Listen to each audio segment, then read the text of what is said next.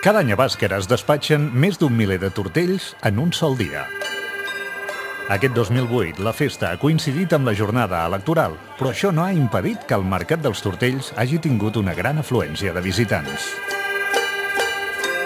La venda de diferents varietats de tortells es complementa amb tota mena de productes d'elaboració artesana.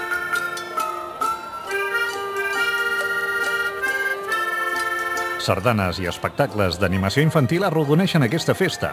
Un dels atractius d'aquesta edició ha estat l'actuació de la companyia Fadonito, que ha realitzat una cercavila pel mig de les parades.